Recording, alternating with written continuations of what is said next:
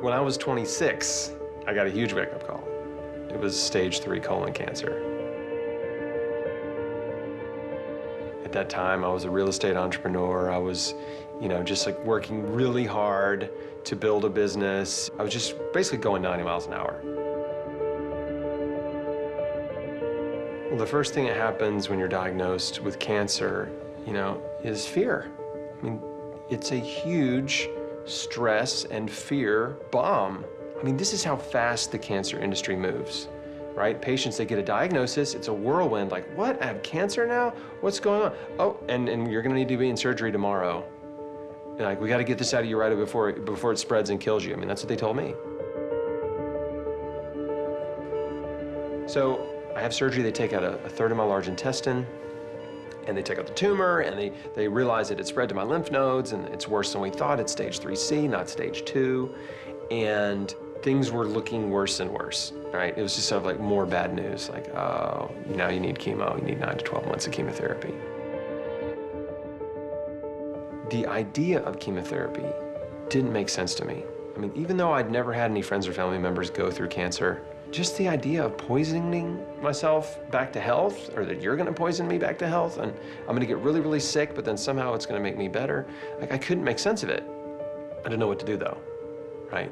And my wife and I go home, we pray about it. I'm like, God, if there's another way, just show me, I don't know what to do. And I get a book that comes to me from a man in Alaska who knew my dad. It was written by a man who had healed his own colon cancer. And I'm reading this book, and I'm like, this is it. Like, I asked for something, and this book came, this is it. I'm just gonna believe this is the answer to my prayer. The next thing that happened was, I had all these family members start to call me and tell me that I was making a mistake. All of a sudden, the fear is back, right? The fear, the doubt, the anxiety, like, it's all back and, like, present.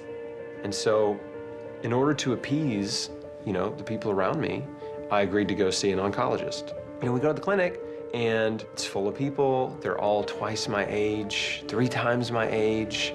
I was just like, what am I doing here? I don't even belong here, And the TV is on, and out comes Jack LaLanne.